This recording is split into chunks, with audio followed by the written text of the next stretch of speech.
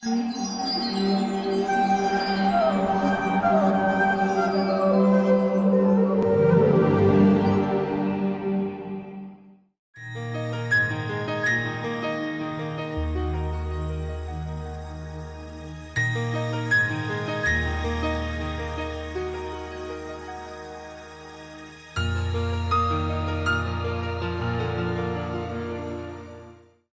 कृष्णा। तो भगवान की इन मधुर बाल लीलाओं की श्रृंखला को आगे बढ़ाते हुए आज हम वो लीला का आस्वादन करेंगे जो कि सारी लीलाओं की एक शिरोमणि है। भगवान अपनी लीलाएं दो स्तर पे करते हैं। एक, भगवान आस्वादन करने के लिए करते हैं। दूसरा, भक्त को शिक्षा मिले। और भक्त भी आस्वादन करता है, भगवान और भक्त आस्वादन करते हैं लीला का। भक्त का भगवान के प्रति प्रेम बढ़ता है लीलाओं कथाओं को सुन के, और हमें शिक्षा मिलती है। तो भगवान इस लीला से शिक्षा तो देंगे, लेकिन उनकी पर्सनल, भगवान की निजी इच्छाएं हैं। वो क्या है? एक इच्छा है भगवान की कि भगवान बोलते हैं मुझे हर कोई नतमस्तक होता है, मेरा पूजा करता है, प्रणाम करता है, लेकिन कौन है जो मुझे डांटे? कौन हिम्मत कर सकता है भगवान को डांटने का? बताइए भला, है कोई? दो ही व्यक्ति कर सकते हैं। एक है श्रीमती राधा रानी, जो भगवान की सबसे उच्च स्तर की भक्त है। एक्चुअली भगवान का ही एक अंश, भगवान का ही एक परछाई। तो इसीलिए श्रीमती राधा रानी को सेवक भगवान भी कहते हैं, वो भी भगवान है। और एक है माता यशोदा, जो उनको डांट सकती है। तो भगवान ने कुछ सोचा कि ऐसा लीला किया जाए जिसमें भगवान को डांट पड़े मां से। क्यों? एक तो भगवान आस्वादन करे, दूसरा भगवान यशोदा का यश बढ़ाना चाहते हैं। यशोदा जो दूसरों का यश बढ़ाती है, लेकिन भगवान यशोदा माता का यश बढ़ाना चाहते हैं। भगवान हमेशा एक ही कार्य में लगे होते हैं। उद्देश्य एक होता है कि कैसे मेरे भक्तों का गुणगान होगा। कुछ भी हो जाए, भगवान अपने भक्तों का गुणगान करने का मौका छोड़ते नहीं। वैसे ही एक लीला है जिसमें भगवान यशोदा माता का गुणगान कराएंगे।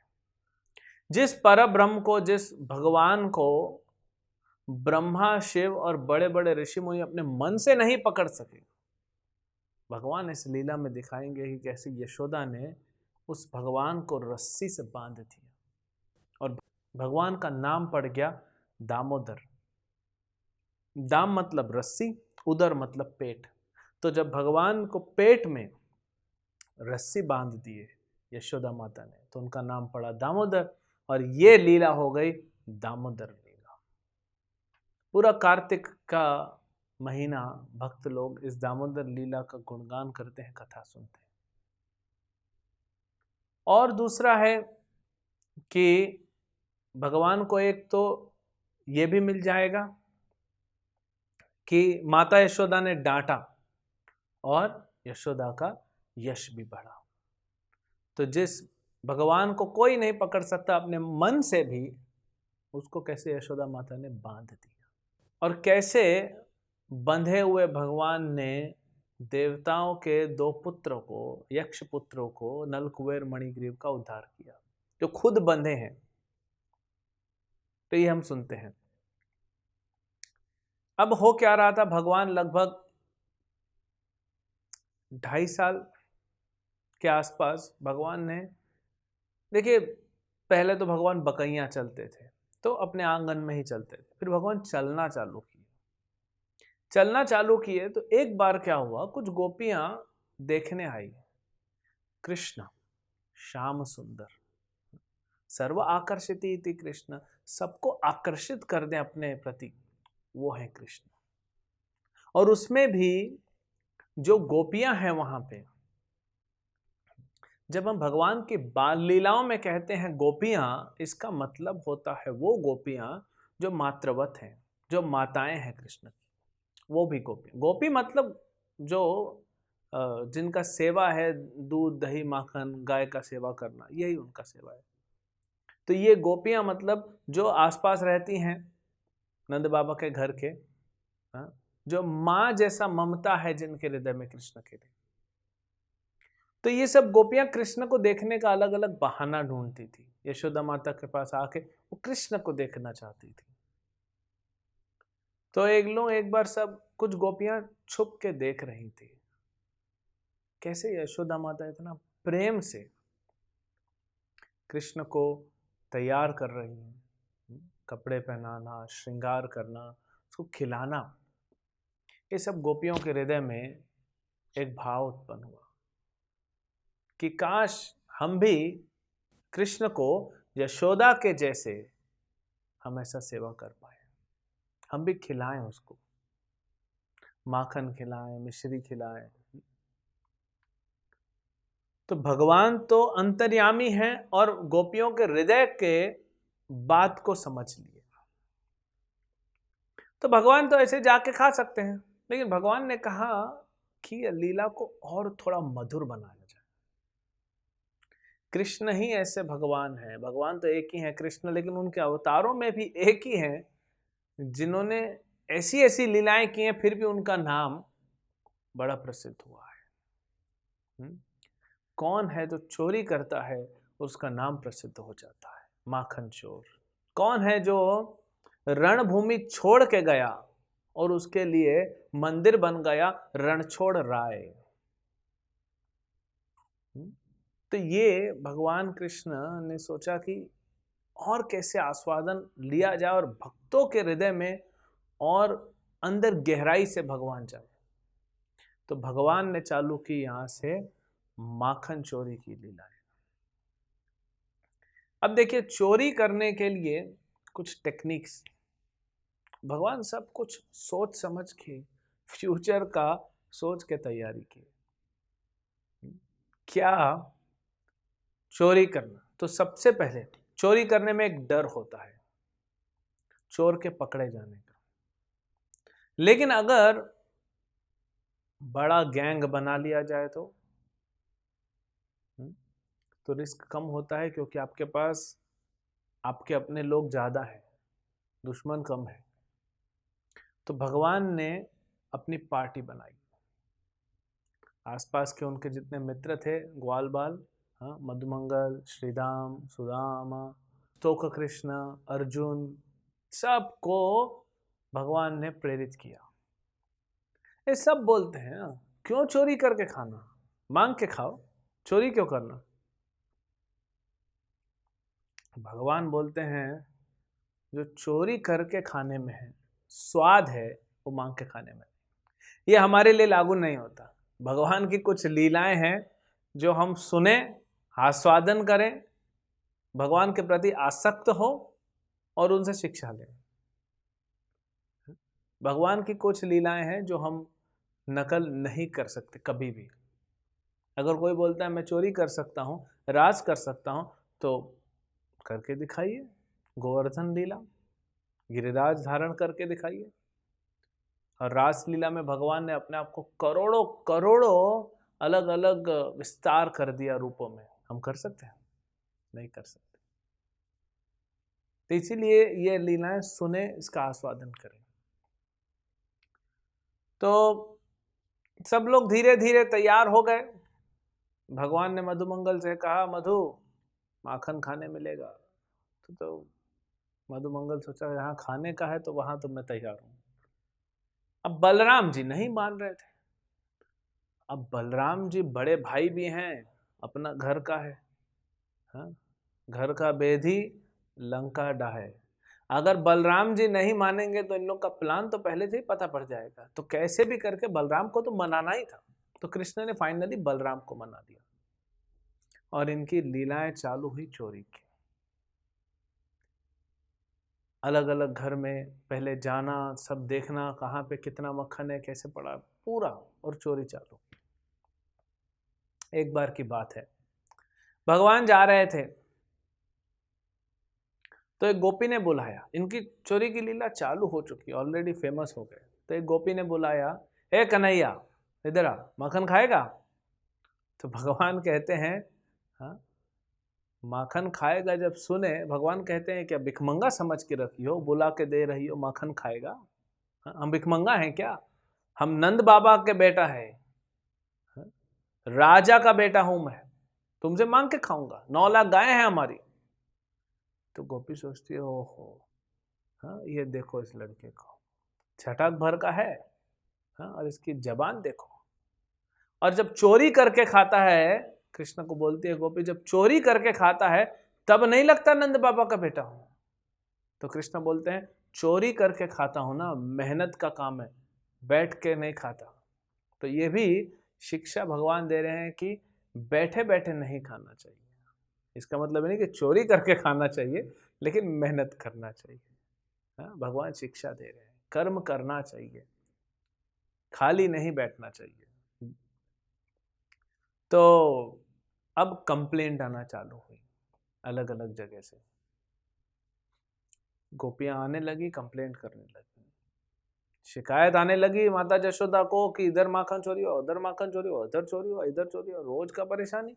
माता यशोदा सोची आज ये माखन चुरा रहा है, कल गाय चुराएगा, थोड़ा बड़ा होगा तो औरतों को ही चुरा लेगा।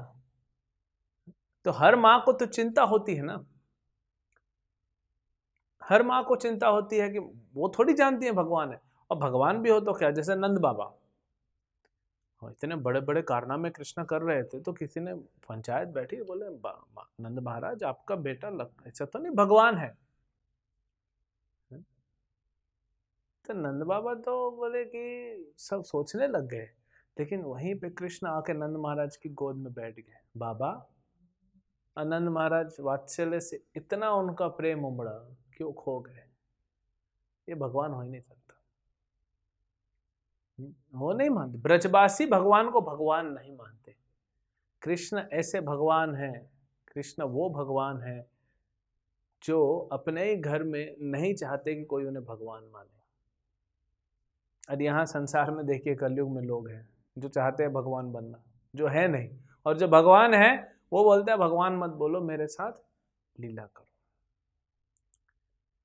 तो नंद बाबा बोलते हैं कि मेरा बेटा अगर गलती करेगा तो मुझे तो उसे सुधारना है ना, भगवान है तो क्या हुआ, मैं भी तो भगवान का बाप हूं। तो ऐसे यशोदा माता सोच रही हैं। एक बार यशोदा माता कृष्ण को कहती हैं कि लाला, मैं सोच रही हूं बाबा से बात करूं, तुम्हारे बाबा से, मतलब नंद बाबा से। क्या बात करोगी मैया? मैं सोच रही हूं कि बात करूं तुम्हारा विवाह का। अभी 3 साल का उम्र है कृष्ण का, तो पहले हो जाता था ना, फिक्स हो जाता था। अच्छा, अब किसके साथ विवाह होगा सबको पता है। बोले हाँ, मैं सोच रही हूँ नंद बाबा को बोलूं जाके वृषभानु महाराज से बात करें, क्योंकि वृषभानु महाराज की जो बेटी है श्रीमती राधिका, लेकिन हिचक रही हूं। तो कृष्ण पूछते हैं क्यों मैया, काहे हिचक रही हो?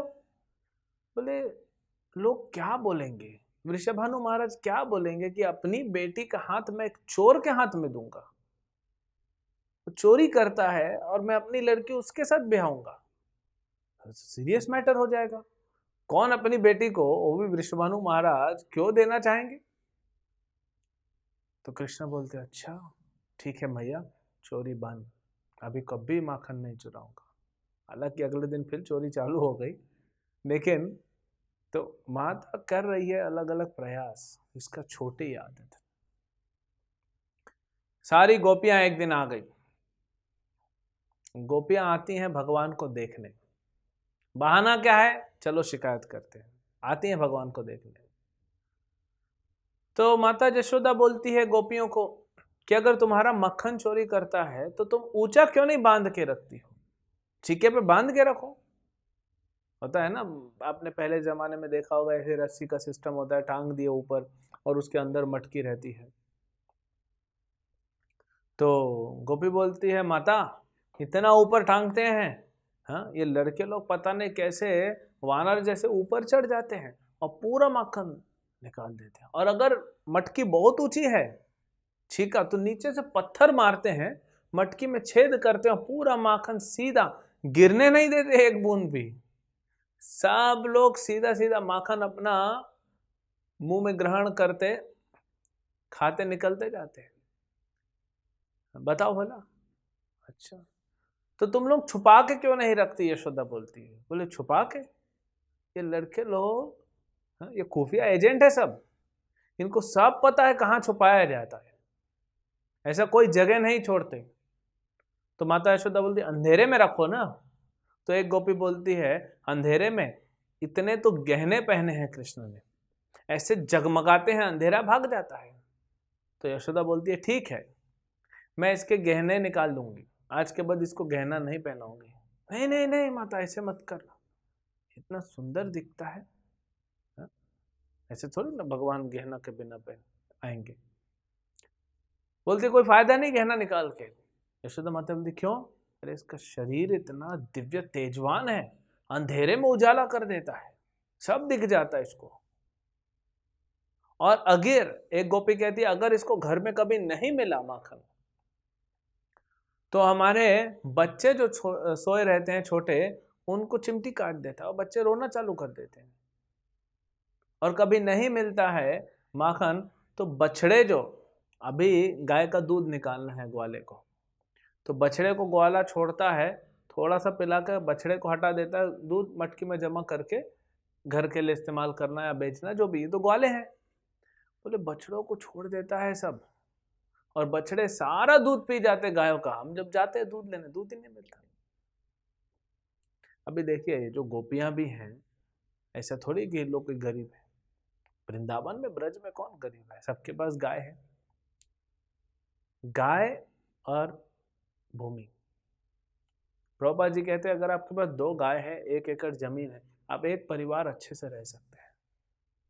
लेकिन आज लालच, लोभ इतना बढ़ गया है संसार में, और हो क्या रहा है इस लोभ से? इस लोभ से लोग फ्रस्ट्रेशन में जा रहे हैं, डिप्रेशन में जा रहे हैं, क्योंकि लोभ की कोई सीमा नहीं है। अगर आपकी इच्छा इतनी है और आप इतना अगर प्राप्त कर सकते हो अपने भाग्य से, तो ठीक है, आप संतुष्ट हो। अगर आपकी इच्छा इतनी है और आप इतना प्राप्त कर लिए, तो आप तो बहुत सुखी हो जाओगे। लेकिन अगर आपकी इच्छा इतनी बड़ी है और प्राप्त इतना कर सकोगे, तो जो गैप होगा वो वही तो फ्रस्ट्रेशन है। हमने तो सुना है लोग आजकल, लड़के, माताएं तो छोड़िए, पुरुष हजारों रुपए महीने का खर्चा करते अपने बाल के ऊपर, कॉस्मेटिक्स, हेयर ड्रेसिंग। अभी देखिए क्या जरूरत है? क्या जीने के लिए, क्या हमारा मृत्यु हो गया? जीने के लिए जरूरी है? जितना हम सादा जीवन रखेंगे, ऊंचा विचार रखेंगे, उतने हम खुश रहेंगे संसार में। तो ये गोपियों के पास कोई कमी नहीं थी, वो नहीं आती थी कि हमारा दूध पी गया, माखन खा गया, नहीं, वो तो कृष्ण को देखने आती थी। यशोदा बोलती थी भाई हमारी तो 9 लाख गाय, तुमको जितना दूध माखन चाहिए ले जाओ। गोपियां बोलती है माता इसलिए थोड़ी हम आती हैं। तो उनको भी अच्छा लगता है जब कृष्ण और लीला करते हैं। तो एक बार एक गोपी ने पकड़ लिया कृष्ण को, तो सारे ग्वाल बाल वहां थे।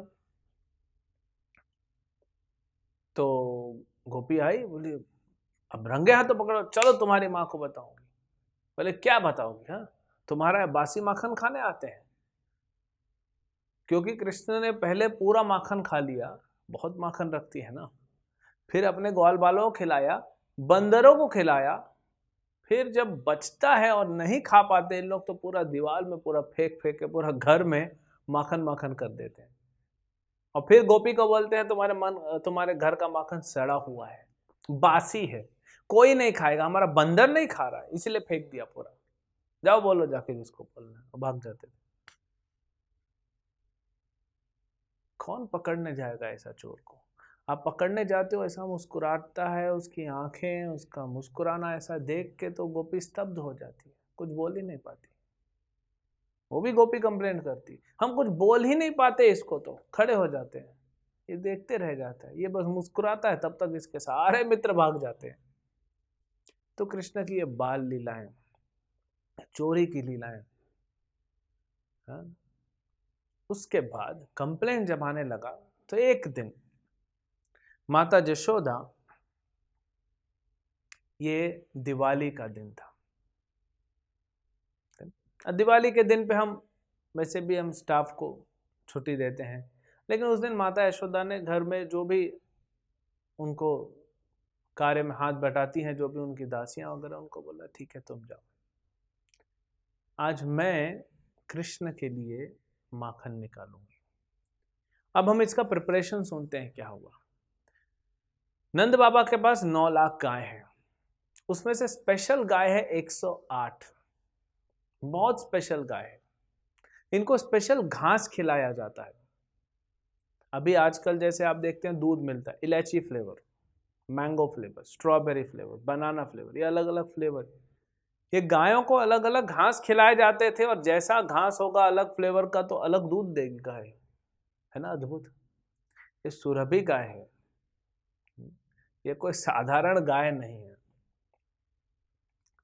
आज देखिए हम गाय पालते हैं, एक गाय आज भी हम देखते हैं कि 10-12 लीटर अगर आप प्रेम दो, कभी भी गाय को प्रेम मिलता है, उसको भय नहीं होता है कि लोग मेरे को मार देंगे या मेरे बछड़े को ये लोग अलग कर देंगे। तो जब भय होता है गाय को तो दूध नहीं देती। ऐसा नहीं है कि आपने खाना खिलाया तो दूध देना ही है उसको। कितने दुष्ट हैं लोग, मशीन लगा लेते गाय के थन में, दूध खींचते जब तक खून नहीं आता। फिर उसका ममता है गाय का, वो माँ है हमारी, वो जब तक इमोशंस नहीं होगा वो दूध नहीं देगी।